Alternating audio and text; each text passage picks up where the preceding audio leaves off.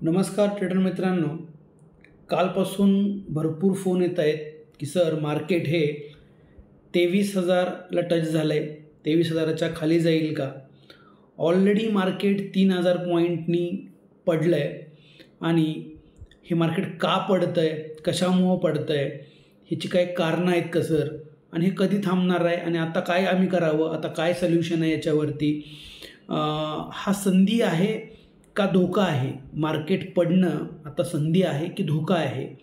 या विषयावरती आज आपण हा व्हिडिओ बनवतो आहे.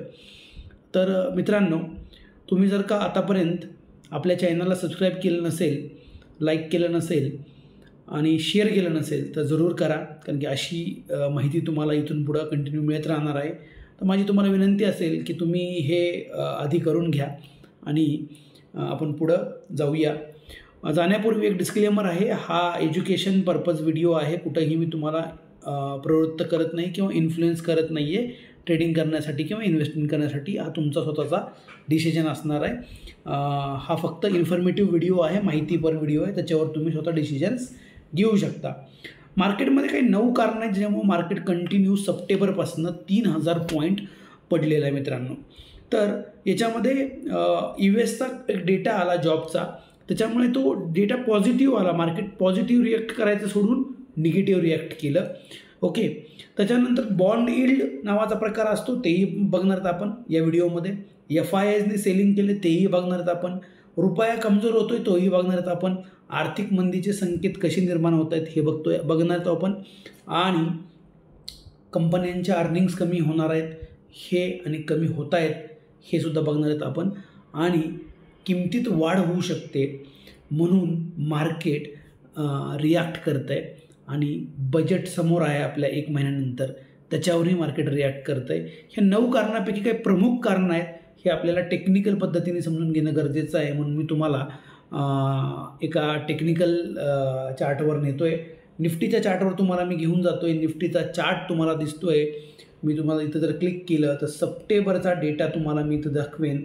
सप्टेंबरला मार्केट तुम्ही जर का बघाल तर सप्टेंबरला मार्केट हे हायला होतं आपलं. सप्टेंबरपासून मार्केट हे कंटिन्युअसली पडतं आहे. मी या ठिकाणी तुम्हाला दाखवायचा प्रयत्न करतो.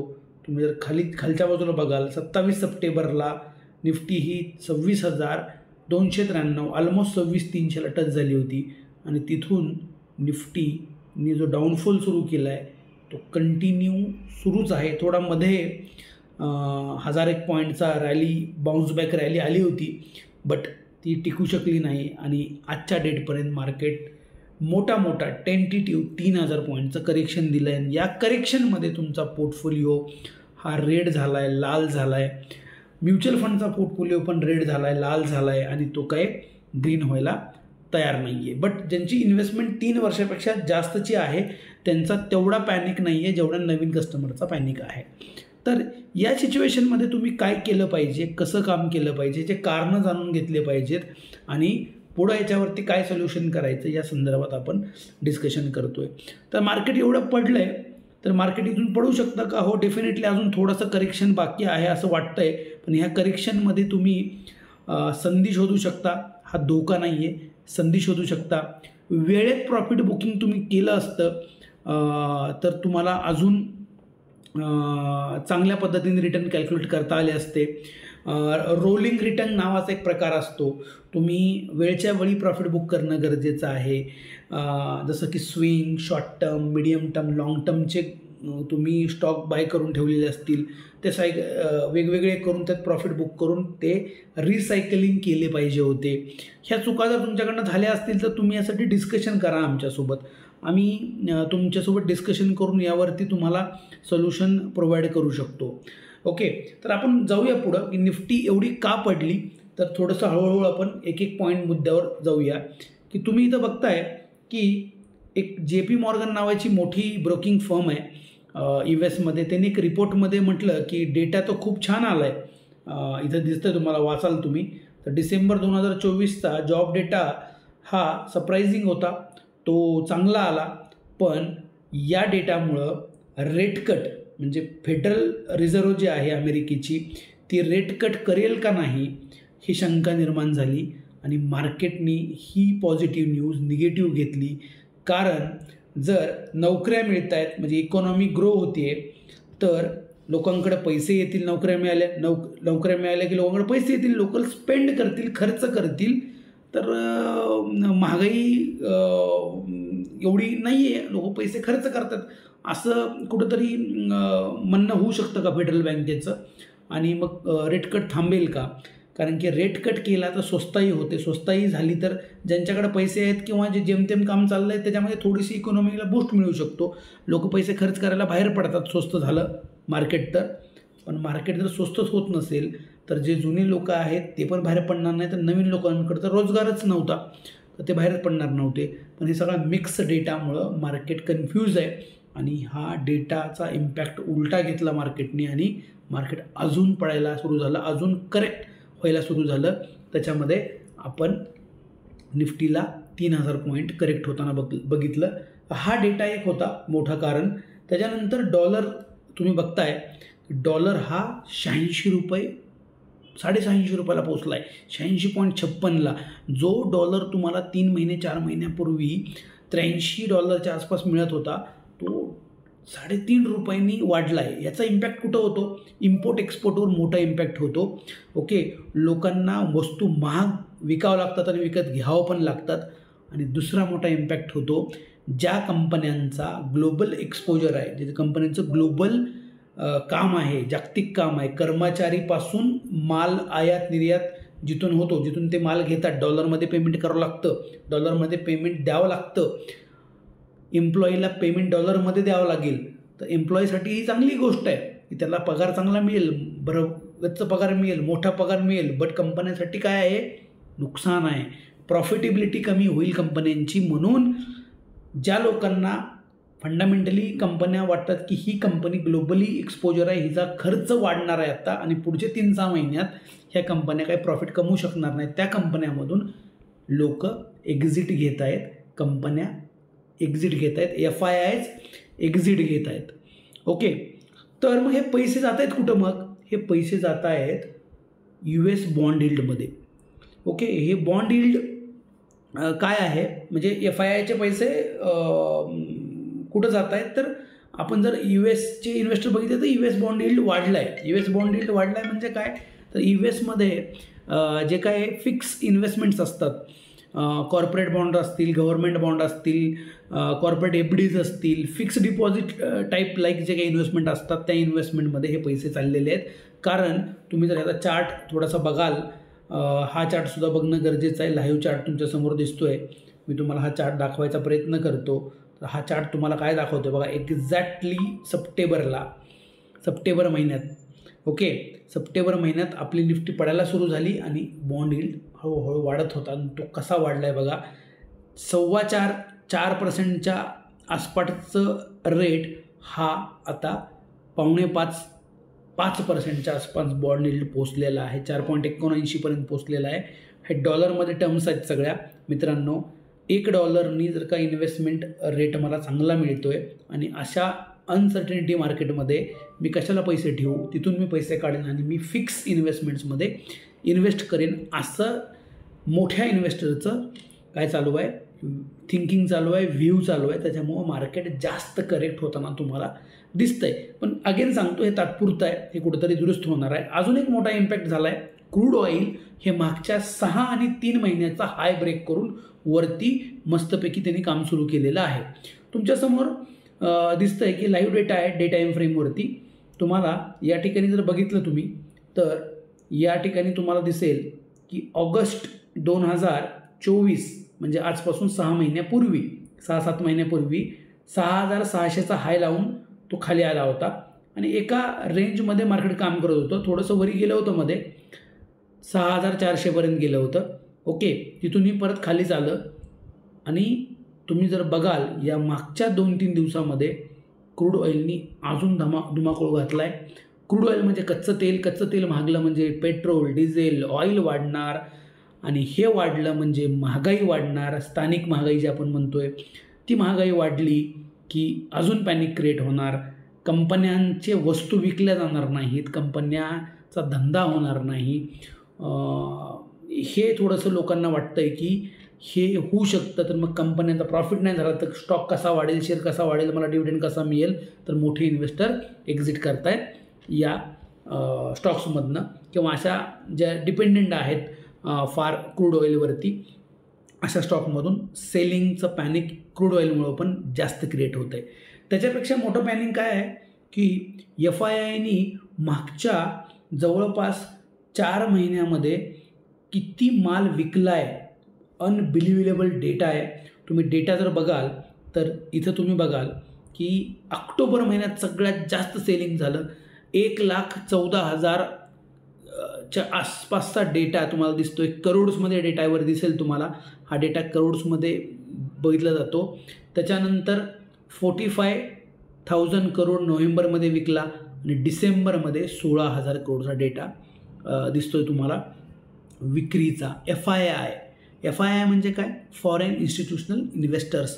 जे फॉरेन इन्व्हेस्टर्स आहेत, US मधले असतील, चायनामधले असतील किंवा जपानमधले असतील, सिंगापूरमधले असतील, जे काही मोठे इन्व्हेस्टर्स आहेत भारतामध्ये, ते इन्व्हेस्टर्स त्यांचा माल या पद्धतीने विकत आहेत.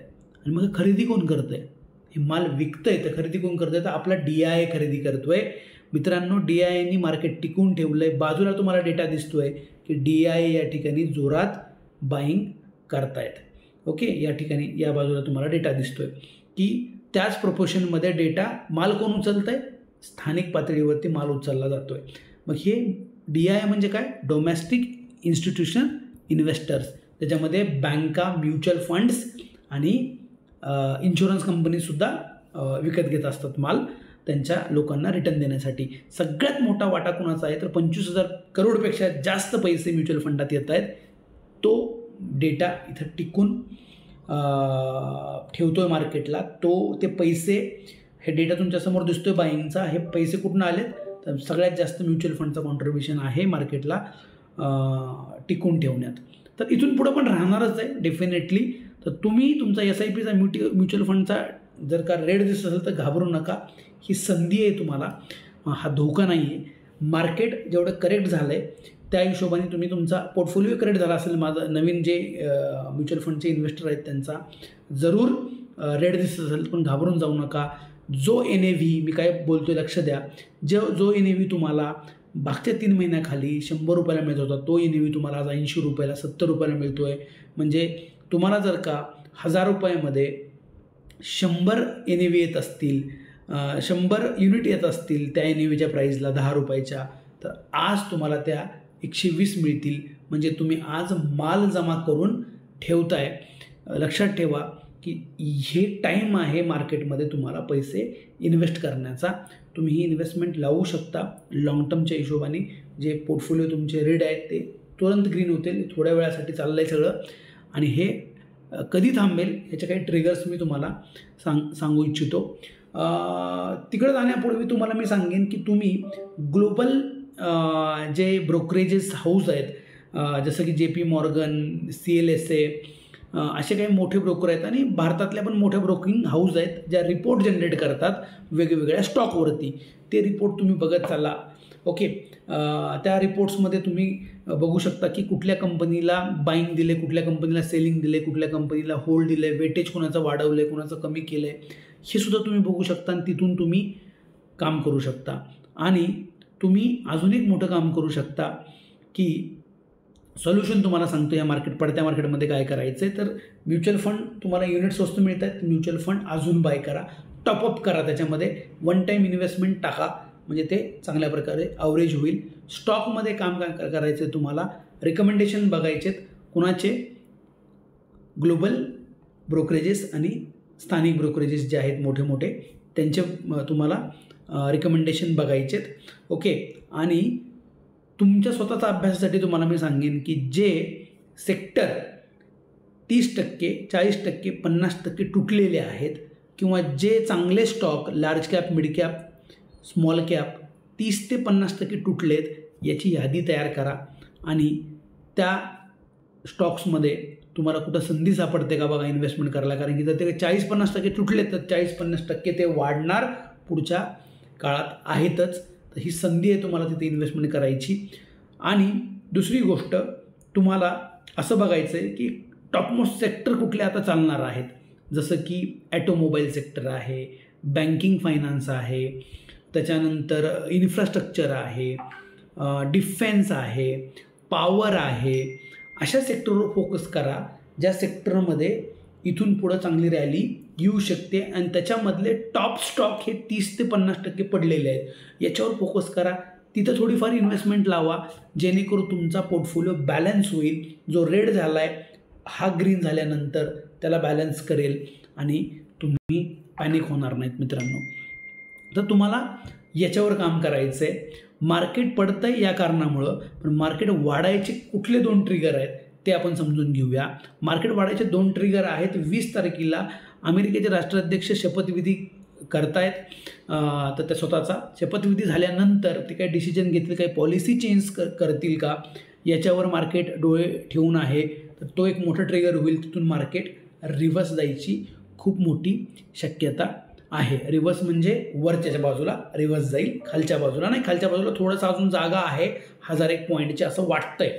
ओके, बट तुम्ही पॅनिक होऊ नका. अजून बाय ऑन डिपच्या संधी शोधा. जसं तुम्हाला मी आता सांगितले 30, 40, 50% जे चांगले स्टॉक तुटलेत त्या स्टॉकवर फोकस करा.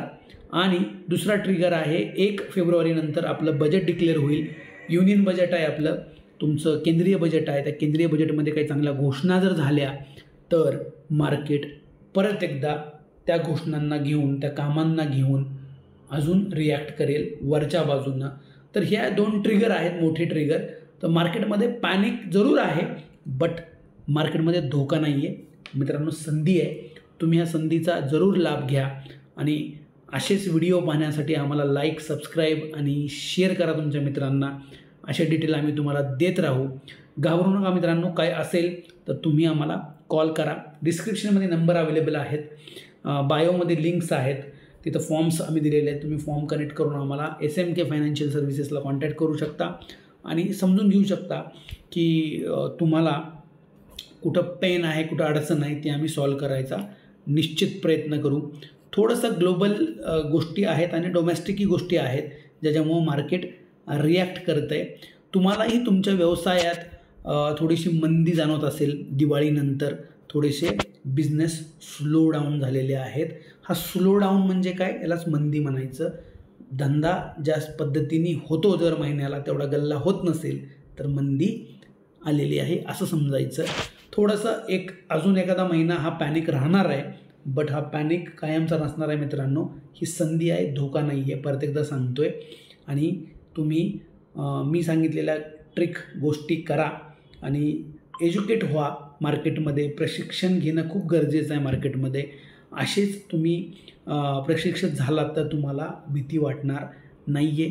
Thank you very much. तुम्ही हा व्हिडिओ बघितलात आणि हा व्हिडिओ तुम्ही नक्की तुमच्या मार्केट करणाऱ्या मित्राला पाठवाल, जेणेकरून कुणीही पॅनिक होणार नाही असा आमचा प्रयत्न आहे. आणि काही असेल तर तुम्ही आम्हाला संपर्क करा. थँक्यू, धन्यवाद. भेटूया पुढच्या नवीन व्हिडिओमध्ये, नवीन विषयामध्ये. थँक्यू.